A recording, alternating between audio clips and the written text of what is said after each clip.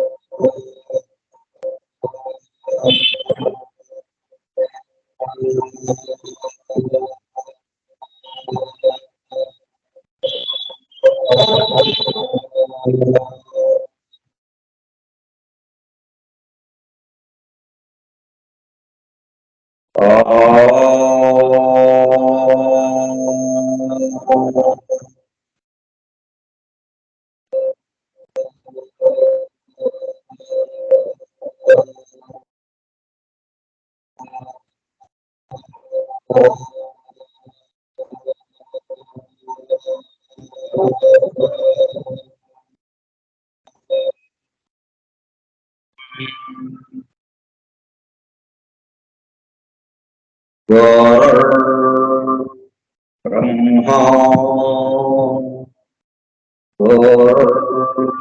विष्णु देवो महेश्वरः गुरुः साक्षात् परं ब्रह्म तस्मै श्री गुरवे नमः।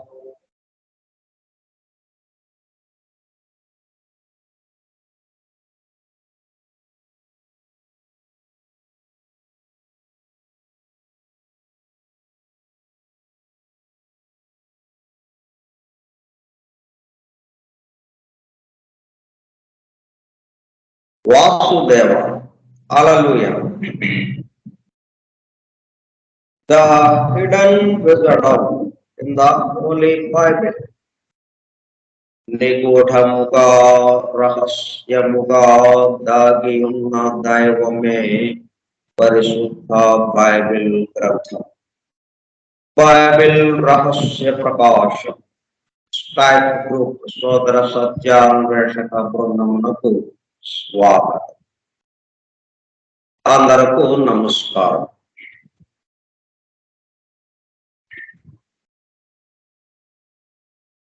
ఇవన్నీ తెలుసుకోవాల్సిన అవసరం మనకుందా? మన పనులన్నీ మానుకొని ప్రత్యేకంగా ఇక్కడ కూర్చుని లేదా తెలుసుకోవాల్సిన అవసరం ఉందా? మన అట్లాగూ రోజువారీ పనులు జరుగుతూనే ఉన్నాయి, వాటికి సంబంధించి తెలుసుకుంటున్నాం, జీవితం గడిచిపోతుంది. మళ్ళీ ఇదంతా ఎందుకు అన్నట్టుగా మనం కూడా అనిపించవచ్చు. అయితే అసలైన విషయం ఇది. దీనికోసం ఈ సృష్టి అంతా, ఈ సృష్టిలో ఉన్నటువంటి విషయాలన్నీ కూడా దేనికోసం? ఈ విషయాన్ని తెలుసుకోవడానికి. టు నో తై సెల్ఫ్, నిన్ను నీవు తెలుసుకోవడానికి. వేరే కార్యక్రమం లేదు. ఎందుకని? మర్చిపోయేటట్టు జరిగింది. స్థూలానికి వచ్చినప్పుడు మనల్ని మనము మర్చిపోయాం, మన సంగతి మర్చిపోయాం. దాంతో మరలా గుర్తు చేయటం. మర్చిపోతామని తెలుసు కాబట్టి, స్థూలానికి వస్తే మన సంగతి మర్చిపోతామని తెలుసు కాబట్టి, ఈ స్థూలానికి వచ్చేటప్పుడు ఎలాగైతే ఆ మరపు క్రమంగా వచ్చింది. మొదట్లో లేదు మనకు మరపు. ఆయనతో పాటు ఉన్నప్పుడు మొత్తం పరమాత్మ తత్వంలోనే ఉన్నాం. మొదట్లో విడిపడలేదు, ఇప్పటికీ విడిపడలేదు, కానీ విడిపడినట్టుగా మనకు అనిపిస్తుంది. విడిపడని స్థితిలోనే ఉన్నాం మనం. కానీ సృష్టి ప్రారంభం ఏం చేసింది? విడిపోయేటట్టుగా చేసింది. విడిపోయేటట్టుగా చేసింది కాబట్టి మరలా కలిపేటట్టుగా కూడా దాంట్లోనే ప్రోగ్రామింగ్ ఇచ్చారు. మనం ఎట్లాగైతే కంప్యూటర్ భాషలో ప్రోగ్రామింగ్ ఇస్తుంటారు, ఇవన్నీ పనులన్నీ జరుగుతున్నాయంటే దానికి సంబంధించిన ప్రోగ్రామింగ్ ఇవ్వడం, ముందే ఇవ్వడం వల్ల తర్వాత ఏం జరగబోతుందో, ఏది ఎట్లాగా ఉంటుందో దానికి అనుగుణంగా ఎట్లాగా వ్యవహరించాలో అవన్నీ ప్రోగ్రామింగ్ గా ఇస్తున్నారు కంప్యూటర్లో. ఇట్లాగా ఈ సృష్టి ప్రారంభంలోనే మన పరిస్థితి ఏమవుతుందో తెలుసు అనుకుని దానికి అనుగుణంగా అలా మర్చిపోయిన దాన్ని గుర్తు చేసుకోవటం, గుర్తు తెచ్చుకోవటం, దాని యందు మేల్పరచటం, దేని యందు మన స్వస్థితి యందు. అందుకే రమణ మహర్షి ఒకే ఒక ప్రశ్నతో దగ్గరికి వచ్చిన వాళ్ళందరినీ దైవానుభూతులకు తీసుకెళ్ళాడు. నేనెవరు ఇవన్నీ అడుగుతున్నటువంటి నాకు ఇట్లా లేదండి, అది లేదండి, నాకు ఇది కావాలండి, అది కావాలండి అని అడుగుతున్నా నేనెవరు నేనెవరు ప్రశ్నతో తన యొక్క స్థితిని గుర్తుకు తీసుకురావడం ఇట్లా జరుగుతుంది. అందుకని ఇది తప్పనిసరి. మరి ఇదంతా జరగాలి అంటే మనం ఇది గుర్తు చేసుకోవాలి అంటే మన చుట్టూ ఉన్నటువంటి ఎన్విరాన్మెంట్, మన చుట్టూ ఉన్న సంఘటనలు, మన చుట్టూ ఉన్నటువంటి వాతావరణం, మన చుట్టూ ఉన్న వ్యక్తులు, మన చుట్టూ ఉన్న జీవితం, మన జీవితం అన్నిటి ద్వారా మనల్ని మనం గుర్తు చేసుకోవాలి. అయితే మనకి ఇక్కడ ఏం జరుగుతుంది, ఇవన్నీ ఉండేటప్పటికల్లా దీంట్లోకి వెళ్ళిపోయాం. వీటితోనే అదేంటి ఇదేంటి ఇలాగా దాన్ని వాడుకోవటం, దీన్ని వాడుకోవటం, ఇది వాడుకుంటే కొంత సుఖం అన్నట్టుగా అనిపిస్తుంది, దాన్ని వాడుకుంటే ఇంకా ఎక్కువ సుఖం ఉన్నట్టు అనిపిస్తుంది, ఇదేమో కొద్దిగా కష్టం ఉన్నట్టుగా ఉంది. ఇట్లాగా ఈ కష్టాల నుంచి మళ్ళీ బయటపడటం, సుఖాలకి వెంపర్లాడటం, సుఖం కేసి వీటి మొత్తం ఇంట్లో ఉన్న వస్తువులన్నిటితో సామాన్లన్నీ సర్దున్నాయి. సామాన్లు ఇన్ని సామాన్లు ఉన్నాయి, వాటితోనే కాలక్షేపం. అసలు వచ్చిన పని మర్చిపోయాము. మనం ఏదైనా చార్ధామ్ యాత్ర లేకపోతే ఊటీ కొడైకెనాల్ ఇట్లాగా యాత్ర పెట్టుకున్నాం అనుకో, వెళ్తాము. అక్కడ రూమ్లో ఉన్నాము, రూమ్ తీసుకున్నాము, గది తీసుకుని వసతి, రాత్రికి విశ్రమించాము. ఇక పొద్దున లేచి అక్కడ ఎందుకు వచ్చాము, మొత్తం తిరగటానికి కదా, కొన్ని చూడటానికి.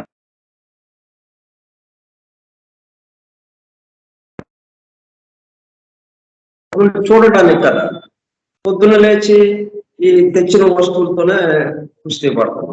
ఏమేమి తెచ్చాం, అన్ని ట్రైన్లో ఏమన్నా మర్చిపోయామా, అన్ని ఇంటి దగ్గర నుంచి బయలుదేరేటప్పుడు తెచ్చిన వస్తువులన్నీ ఉన్నాయా లేవా, వీటితోనే కుస్తీ పడతా ఇంకా అక్కడే ఉంది. బయటికి వెళ్ళాలి, అస్సలు పని లేదు.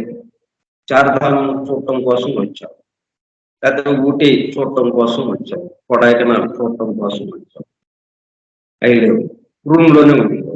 అట్లా అయిందనమాట మన పరిస్థితి. ఇవన్నీ దేనికి వస్తాయి అంటే మనము కొద్దిసేపు విశ్రాంతి తీసుకోవడానికి, మన అవసరాలను తీర్చుకోవడానికి ఇది వసతి, ఈ గది. ఇక మిగతా సమయం అంతా మనం ఎక్కడ ఉండాలి, మనం దేన్ని చూడటానికి వచ్చామో దాని వైపు వెళ్ళాలి కదా. అట్లాగే మన యొక్క అసలైన కర్తవ్యం ఏంటి, నేనెవరు, టు నో థై సెల్ఫ్ కర్తవ్యం. కాబట్టి మనం ఇప్పుడు అందుకుని మనం అతి కష్టం మీద కొంచెం ఇబ్బంది అయినప్పుడు రోజుకు ఒక అరగంట ఈ కార్యక్రమం మన నిత్య జీవితంలో ఎట్లాగో మునిగిపోయి ఉన్నాం. వాస్తవంగా అయితే వాటి ద్వారానే మన యొక్క స్థితిని గుర్తుకు తెచ్చుకోవడం, ఇచ్చారు అవన్నీ మనకి. సరే, వాటితో ఉండిపోయేటప్పటికల్లా వాటితో మనకున్న అనుబంధంతోనే మనం ముందుకు పెడుతున్నాం. మన అసలైన స్థితి ఏంటనేది మరుగున పడుతుంది, ఇంకా మేలుకోవటానికి లేదు. కాబట్టి మనం కొంత ఈ అరగంట సేపు ఈ విషయాలు మనం వినడం ద్వారా, విషయాలు తెలుసుకోవటం ద్వారా ఇలా బయటకు వెళ్ళి ఈ వస్తువులు ఏవైతే ఉన్నాయో మన చుట్టూ ఉన్న ఎన్విరాన్మెంట్, మన నిత్య జీవితం, ఆ జీవితం ద్వారా ఆ నిత్య జీవితాన్ని మనం జీవించడం ద్వారా మన అసలైన స్థితిని గుర్తుకు తెచ్చుకోవడానికి ఇది ఉపయోగపడేటట్టుగా మనము ఈ కార్యక్రమం పెట్టుకుంటాం. కాబట్టి ఇది మనకి అవసరమైన కార్యక్రమమే. తర్వాత బైబిల్ని ఎలా చదవాలి అన్న దాంట్లోకి మనము difficulties of a literal reading of the Bible. అనేక రకాల పద్ధతులు ఇచ్చారు మనకి టు నో దై సెల్ఫ్ అన్న దానికి. ఒక పద్ధతి ఏంటి? పవిత్ర గ్రంథాన్ని పారాయణ చేయడం ద్వారా, పవిత్ర గ్రంథాన్ని పఠించడం ద్వారా.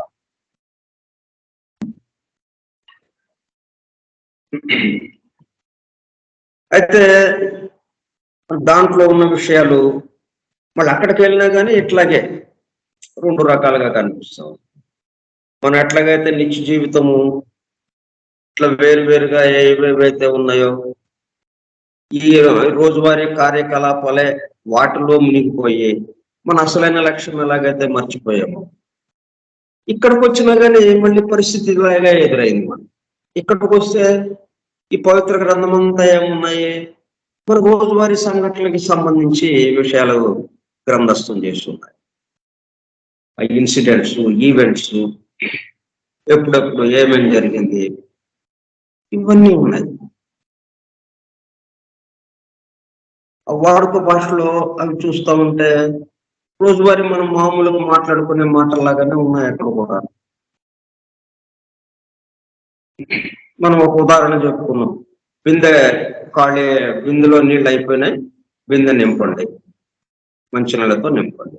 అది రోజు మనం అన్ని ఇళ్లలో సహజంగా మాట్లాడుకునే మాటలు. గది శుభ్రం చేయండి, గది శుభ్రం చేస్తున్నాను, మీరు ఇంట్లో పిల్లలు వాళ్ళు ఎవరు ఉంటే కొద్దిగా బయటకి వెళ్ళండి, అవతల గదిలోకి వెళ్ళండి, ఈ గది శుభ్రం చేయాలి. ఇట్లాగా ఆ వంట చేస్తున్నాను, అన్నం వండుతున్నాను, కూర చేస్తున్నాను, ఇట్లాగా ఇవన్నీ మొత్తం ప్రపంచవ్యాప్తంగా అందరి నోళ్లలో వాడుతున్న భాష ఇది. వేరు వేరు భాషలు అవ్వచ్చు కానీ విషయం ఇదే. మనం చేస్తున్న పనులు, నేను బయటకు వెళ్ళి వస్తాను, అయితే ఆ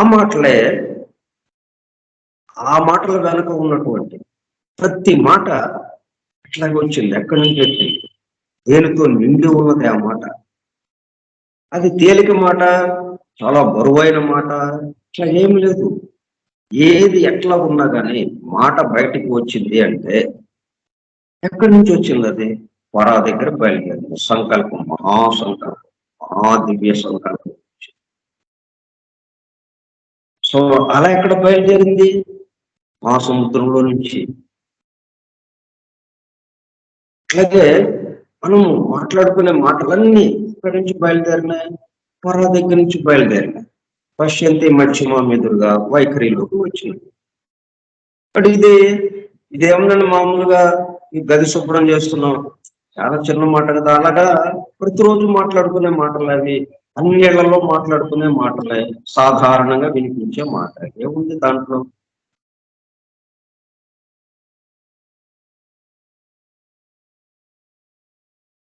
గది శుభ్రం చేస్తున్నామంటే వస్తువులన్నీ బయట పారాయంగా.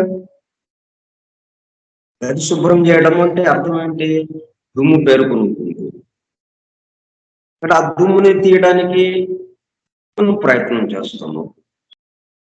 అలాగే వస్తువులు చల్లా చెదురుగా పడి ఉంటాయి.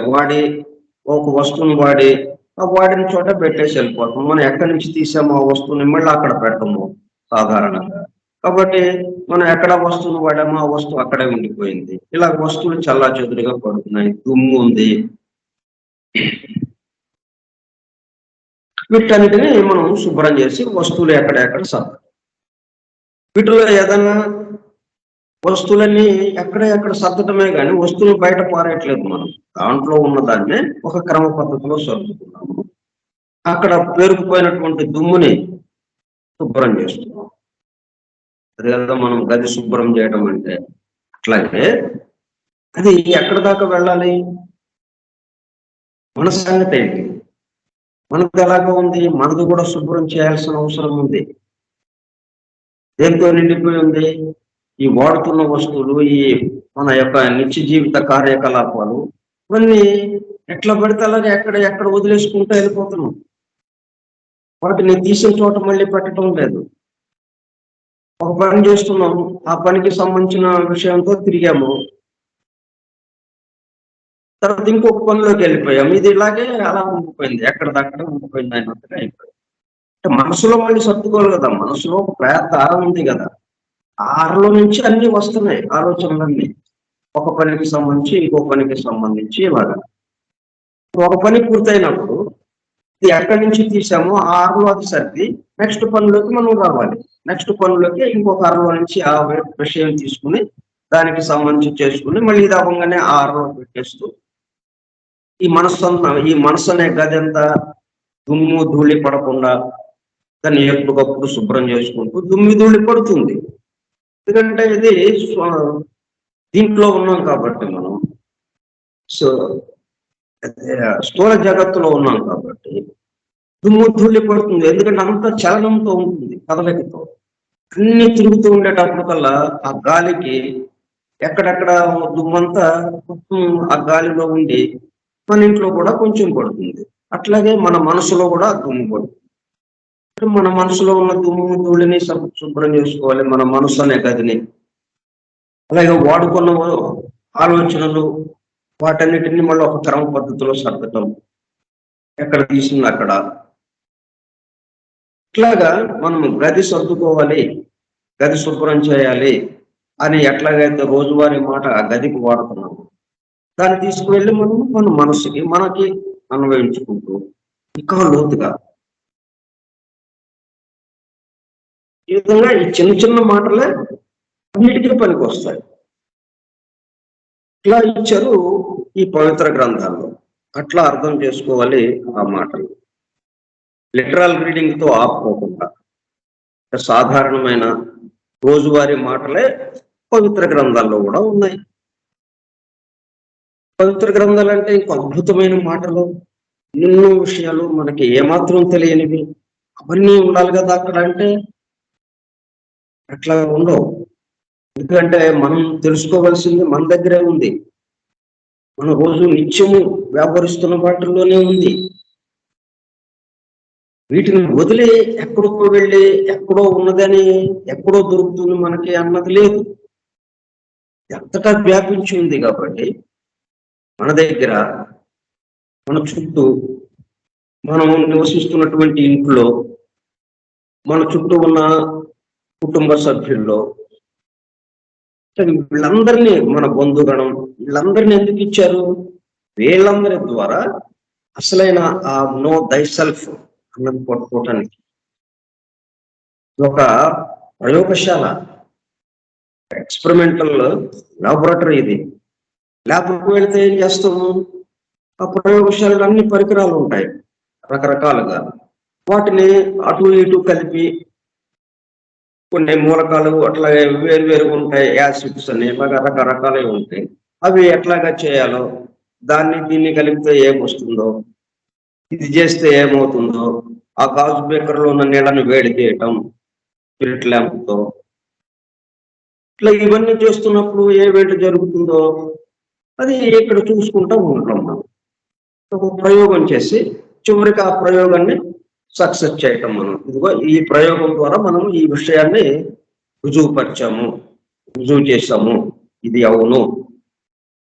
ముందు మామూలుగా ఊహగా అనుకున్న మాటని, ఒక భావాన్ని, అది ఈ ప్రయోగం ద్వారా మన కంటికి ఎదురుగా నీలి లెట్మస్ రంగు మారటం, ఇట్లా మన కంటికి ఎదురుగా జరుగుతున్నాయి ఇవన్నీ.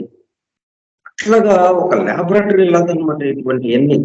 మన చుట్టూ ఉన్న ఎన్విరాన్మెంట్, మనం ఎక్కడున్నాము? ల్యాబొరేటరీలో ఉన్నాం, ప్రయోగశాలలో ఉన్నాం. దేనికి? ప్రయోగాలు చేసి దాన్ని రుజువుపరచడం కోసం, నిర్ధారించడం కోసం. I am that I am. ఆయనే నేను, నేనే ఆయన. ఆ నేనే ఈ నేను, ఈ నేనే ఆ నేను. God man, man God. God ఏమయ్యాడు? మ్యాన్ గా దిగాడు. మరలా ఏమయ్యాడు? గాడ్ గా అయ్యాడు. Man God. God man, man God. దైవ మనుష్యుడు, దైవ మనుష్యుడు, మనుష్య దైవం.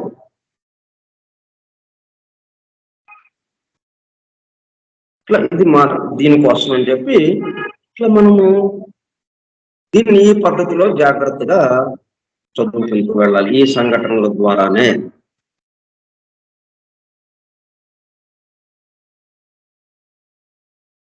In addition to its value as a vehicle for hidden wisdom,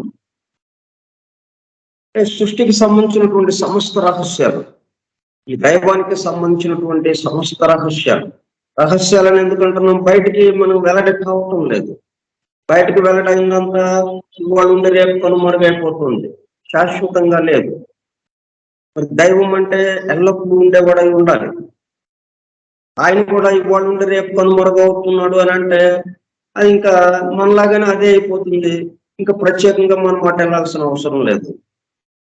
దీనికేదో అంతం ఉండాలి కదా, దీనికేదో ఒక దరి ఉండాలి కదా, ఒక తీరం ఉండాలి కదా. చూస్తే శాశ్వతంగా ఉండేది ఇదంతా ఎక్కడ జరుగుతుంది? కొన్ని ఇదంతా అక్కర్లేదు మనకి. ఇవన్నీ ఇవాళ రేపు కనుమరుగైపోతున్నాయి అని అనుకుంటున్నవన్నీ కూడా ఎక్కడ జరుగుతున్నాయి? ఈ చోటులో జరుగుతున్నాయి. ఈ చోటు శాశ్వతంగా ఉంది, ఎప్పుడు ఎల్లప్పుడూ ఉంది.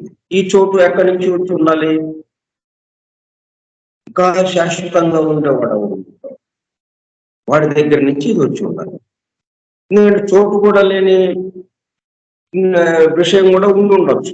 చోటు కూడా లేని, చోటు ఉందంటే కాలము. ఈ చోటు కాలము, దేశము కాలము లేని పరిస్థితి కూడా ఉన్న స్థితి ఒకటి ఉండి ఉండాలి. లేకపోతే చోటు రావడం అనేది అవకాశం లేదు. ఎందుకంటే చోటు మనకి తెలుస్తుంది అంటే అది ఇవాళ రేపు కనుమరుగయ్యేది. చోటు ఎల్లకాలం ఉంది, చాలా కాలం ఉంది అంటే దాని కాల పరిమాణం ఎక్కువ ఉంది కాబట్టి అలాగనే ఉన్నట్టుగా అనిపిస్తోంది మనకి. కానీ మనకి తెలుస్తున్నది అంటే అది రూప జగత్తుకి సంబంధించింది. అది ఇవాళ ఉండి రేపు కనుమరుగయ్యేది తప్పితే ఎల్లప్పుడూ ఉండేది కాదు. మరి ఇవన్నీ ఎట్లాగా వచ్చినాయి? మొత్తానికి సంబంధించి శాశ్వతంగా ఉన్నదేంటి కదా మన యొక్క ఇది. ఆ శాశ్వతంగా ఉన్నదేదో అది మనకి తెలియాలి. మనకి తెలియపరచడం కోసం ఎందుకంటే ఎవరు చెప్తారు? మరి ప్రతి వాడికి ఒక గురువు వచ్చి చెప్పాలంటే ఎంత కష్టమైన విషయం. కాబట్టి గ్రంథాలు ఒక్కడు రాసిందే గ్రంథము, కానీ వేల కాపీలు ప్రపంచవ్యాప్తంగా లక్షల కాపీలు, కోట్ల కాపీలు ముద్రించి అందరి చేతుల్లోకి వెళ్ళిపోతుంది. అందువల్ల ఈ పవిత్ర గ్రంథం మనకి అందుబాటులోకి తీసుకొచ్చారు. సమస్త రహస్యాలు దాంట్లో ఇస్తూ మన యొక్క అసలైన విషయం ఏంటి, మన అసలైన స్థితి ఏమిటి, స్వస్థితి ఏమిటి, మన స్థితి ఏమిటి, ఆ వివరాలన్నీ కూడా దాంట్లో అందించాం.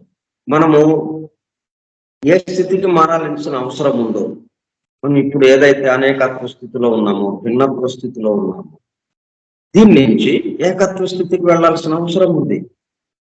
కానీ మనం ఉన్న విషయం అది. అసలు ఇప్పుడు అనేకత్వము భిన్నత్వం అనుకుంటున్నప్పటికీ ఉన్నదేది ఏకత్వ స్థితిలోనే ఉన్నాం. దాన్ని మరలా గుర్తుకు తెచ్చుకోవడం, దాని యందు మేలు కాంచడం, కొత్తగా తెచ్చుకునేది ఏమి లేదు. మనం షాపుకి వెళ్ళి ఒక వస్తువు మా ఇంట్లో లేదండి అందుకని షాపుకి వెళ్ళి అక్కడ ఆ వస్తువును కొనుక్కొని తెచ్చుకుని ఇంట్లో పెట్టుకున్నాం అంటానికి అట్లా లేదు. ఇది లేదైతే కదా మనం ఎక్కడి నుంచైనా తెచ్చుకోవడానికి. మనం దానిదై ఉన్నాం.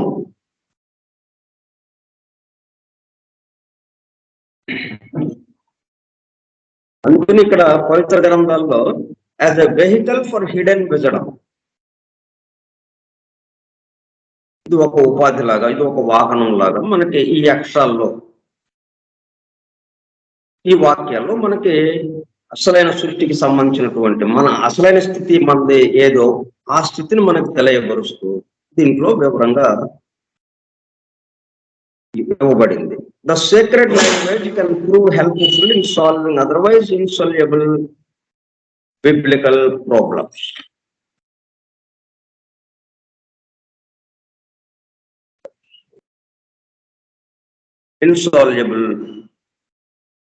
ఇన్సాల్యుబుల్ అంటే చాలా కష్టమైంది.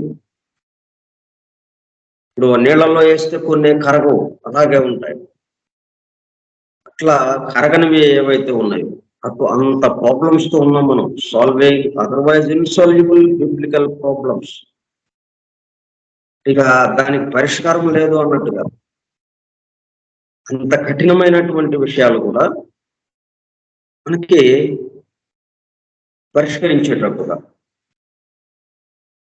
In solving otherwise insoluble biblical problems, ఆ విధంగా దీంట్లోనే ఉంది ఆ పరిష్కారం కూడా.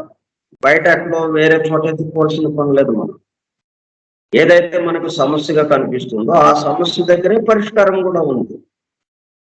ఆ సమస్య ఎందుకు వచ్చింది? అది ఉన్నట్టు మనం చూడలేకపోవటం వల్ల. మనకి దీంట్లో సేక్రెడ్ లాంగ్వేజ్ తో ఇచ్చారు, పవిత్రమైనటువంటి భాషలో.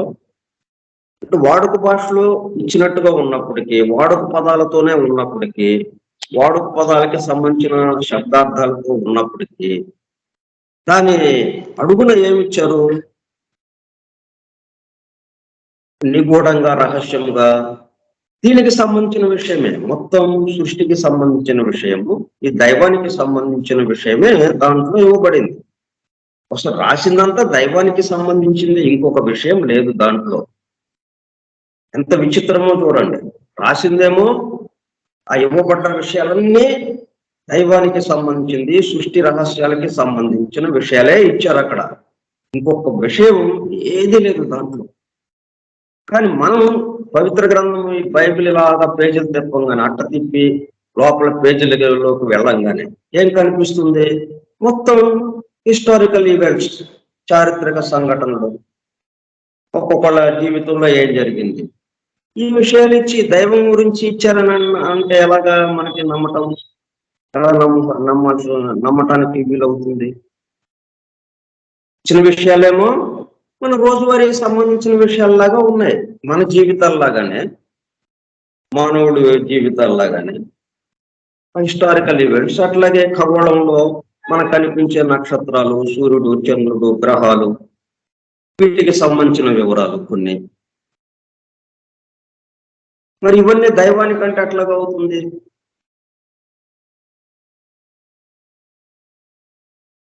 ఇది మనకి ఇన్సాల్యుబుల్ ప్రాబ్లం, బిబ్లికల్ ప్రాబ్లం. ఇది ఇట్లాగా ఉంది కదా. మీరేమో ఇది ప్రత్యేకంగా మళ్ళీ మామూలుగా రాసింది కూడా కాదు, ఇది మహాత్ములు, ఆ ప్రవక్తలు వాళ్ళ ద్వారా వాళ్ళు దర్శించి అనుభూతి చెంది వాటిని దీంట్లోకి అందించారు. అటువంటప్పుడు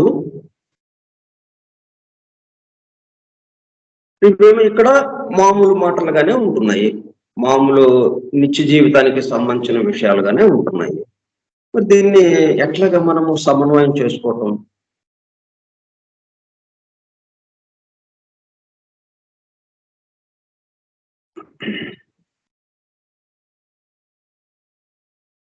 ఇప్పుడు ఏదైనా మనకి ఒక విషయం మనకు తెలియదు అన్నప్పుడు ఆ తెలియని విషయాన్ని మనకు తెలియజెప్పాలంటే ఎట్లా చెప్తారు? మనకి తెలిసిన వాటితో.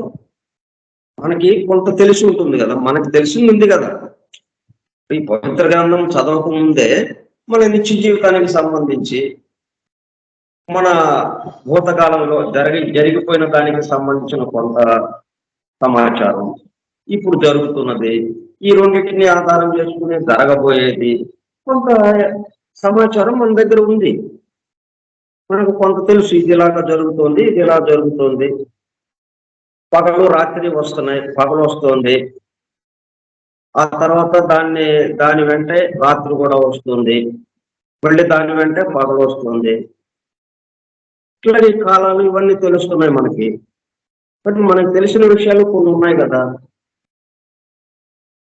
మనం జన్మించడం తెలుస్తుంది, జన్మించిన తర్వాత కొంతకాలం ఉండడం, మరణించడం, ఇవి తెలుస్తున్నాయి.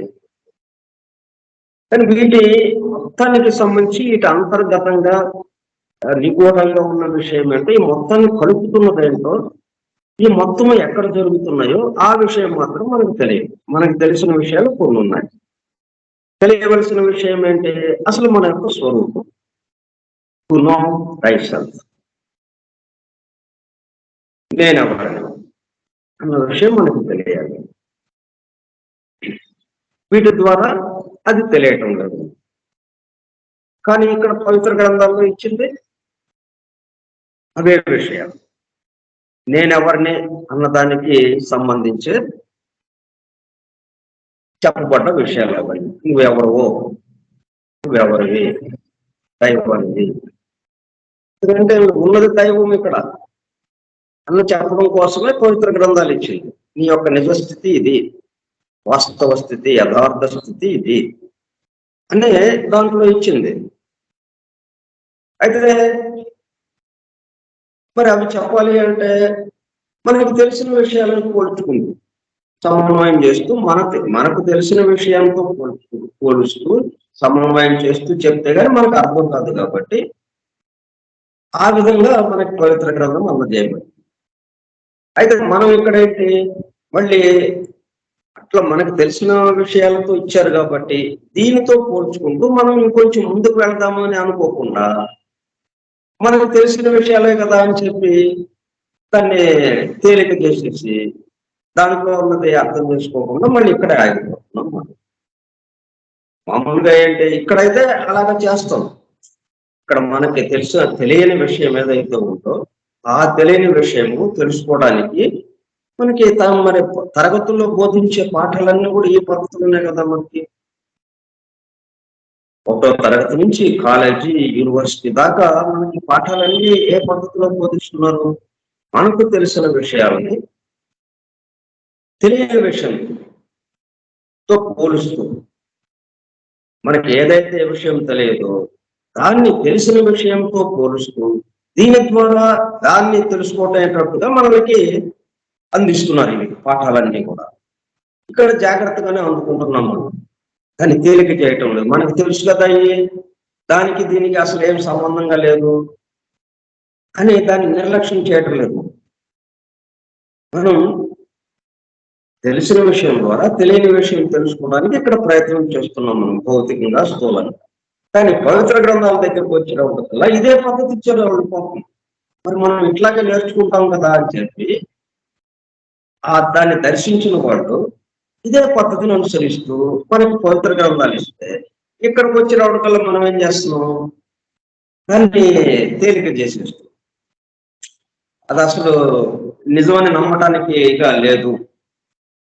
అంటే ఇక్కడ ఏమవుతుంది, మనము ముందే పొరపాటుకు ఒక అభిప్రాయం, దైవం అంటే చాలా గొప్ప, ఇంకా ఇదంతా కానివాడు, మనకి ఏదైతే కనిపిస్తుందో ఇవన్నీ కనుమరుగయ్యి, వాళ్ళు రేపు కనుమరుగయ్యాయి కాబట్టి, చాలా తక్కువ స్థాయిలో కాబట్టి మంచి చెడు, పాపము పుణ్యము ఇలా గందరగోళాలు ఉన్నాయి కాబట్టి ఇవన్నీ దేవుడు ఎందుకు అవుతాడు? కాబట్టి దీంతో మనం పోల్చి చెప్పామా? కాదు అన్నట్టుగా మనం ఆ భావంలోకి, ఆ పొరపాటు దాంట్లో వెళ్ళిపోతాం. అదొకటి మనకి జరుగుతుంది. వీటిని అర్థం చేసుకోలేకపోతాం పవిత్ర గ్రంథాలు. వాళ్ళేమో మనం ఈ పద్ధతిలో విషయాల్ని వీళ్ళు తెలుసుకుంటారు కాబట్టి వీళ్ళకి అనుగుణంగా వీళ్ళకి తెలుసుకోవడానికి వీలుగా తెలిసిన విషయంతో తెలియని విషయాన్ని చెప్దామని చెప్పి వాళ్ళు ఇస్తే, ఎందుకంటే తెలిసిన విషయము అదే, తెలియని విషయము అదే, రెండిట్లోనూ ఉన్నవాడు వాడే కదా. మనకి ఏదైతే తెలుసో విషయము, దీంట్లోనూ మనకేదో విషయం తెలియదు అనుకుంటున్నాం, ఆ తెలియని దాంట్లోనూ ఉన్నదేంటి? మొత్తం ఒకదానికి సంబంధించిన విషయమే ఉంది. అందులో వాళ్ళు దీన్నైనా ఇదైనా మనకి మామూలుగా ఈ సృష్టి అంతా జరిగేది ఏదైతే ఉందో, వ్యక్తి సృష్టి అంతా ఎవరు వ్యక్తమయ్యారు? అవ్యక్తంలో ఉన్నవాడే, కనపడని వాడే, రహస్యంలో ఉన్నవాడే ఇక్కడ వ్యక్తమై ఉండాలి. వ్యక్తం అవడానికి ఒకడు, రహస్యంగా ఉండడానికి ఒకడు, ఇద్దరు ఉండరు కదా. కాబట్టి వ్యక్తమైంది కూడా వాడే. అందుకని ఎట్లా చెప్పినా తన గురించే కదా, అంటే మన గురించి. దై సెల్ఫ్, ఆ దై సెల్ఫే కదా ఎక్కడున్నా కానీ. వ్యక్తమైతేనేమో ఇలాగా ఉన్నాడు, వ్యక్తం కాకపోతే అలాగా ఉంటుంది అన్నట్టుగా చెప్పుకుంటూ వస్తే, ఇక్కడ ఏమైంది, మనలాగే అక్కడ కూడా చెప్పేటప్పటికల్లా దాన్ని కొంచెం నిర్లక్ష్యం చేయడానికి, దాన్ని నమ్మకుండా ఉండడానికి, అది కాదు అని అనటానికి మనం ప్రయత్నం చేస్తున్నాం. అది ఈ పద్ధతిలో ఇచ్చారు కాబట్టి దీని నుంచి మనము ఆ తెలియని దాన్ని అందుకోవాలి, ఈ తెలిసిన దాని నుండి తెలియని దాన్ని అందుకోవాలి అన్నది వెళ్ళకుండా. కానీ ఇక్కడ మళ్ళీ అదే పద్ధతిని పాటిస్తున్నాం. మన నిత్య జీవితంలో ఏ పద్ధతిని పాటిస్తున్నాం? తెలియని దాన్ని ఎలా తెలుసుకుంటున్నాము? తెలిసిన దాని ద్వారా. మనకి ఎంతవరకు తెలుసు? ప్రతి తరగతి చూడండి, ప్రతి తరగతిలో కింద దిగువ తరగతిలో ఎంతవరకు తెలుసుకున్నామో దాని తర్వాతే చెప్పడానికి వీటిని ఆధారం చేసుకుని తర్వాతే మనకు చెప్తున్నారు. మనకి ఎంతవరకు తెలుసు ఆ తెలిసిన దానితో పోలుస్తూ ఆ తెలియని దాన్ని మనకు అర్థమయ్యేటట్టుగా చెప్తున్నారు. అంతేగాని తెలిసిన దాన్ని పక్కకు పెట్టేసి ఆ తెలియనిది ఏదైతే ఉందో అదొక్కటే చెప్పట్లేదు మనకి. అదొక్కటే బోధిస్తే అసలు అర్థం అవడమే అవకాశం లేదు. తెలియనిదే చెప్తున్నారు అనుకోండి, ఎట్లా అర్థమవుతుంది మనకి? మనకు ముందే తెలియదు, ఆ తెలియని విషయం మనకి ఎలాగ అర్థమవుతుంది? భగవంతుడికి సంబంధించిన విషయం మనకి అసలు ఏమాత్రం లేదు మన దగ్గర. మరి నేరుగా భగవంతుడు ఇలాగా అలాగా అని చెప్తే మనకేం అర్థమవుతుంది? ఎందుకునే కదా మనకి తెలిసిన విషయంతో పోలుస్తూ. ఎందుకంటే అలాగా పోల్చడానికి కూడా ఎందుకు పోల్చవచ్చు? ఇక్కడ ఉన్నదే అక్కడ ఉంది కాబట్టి. తెలిసిన దాంట్లో ఏముందో తెలియని దాంట్లో కూడా అదే ఉంది కాబట్టి.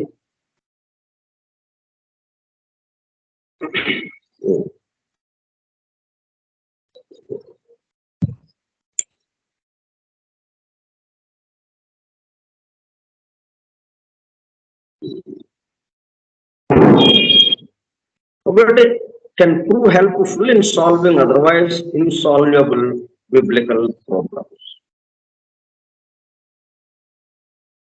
సో దీంట్లోనే పరిష్కారం చేయటానికి కూడా కావాల్సిన పద్ధతులు ఉన్నాయి. సమస్య ఇక్కడ ఉంది, ఆ సమస్య దగ్గరే పరిష్కరించేటట్టుగా కూడా మనకి పవిత్ర గ్రంథాలు ఇవ్వబడ్డాయి. మిగతా విషయాలు మనం రేపు చెప్తున్నాం.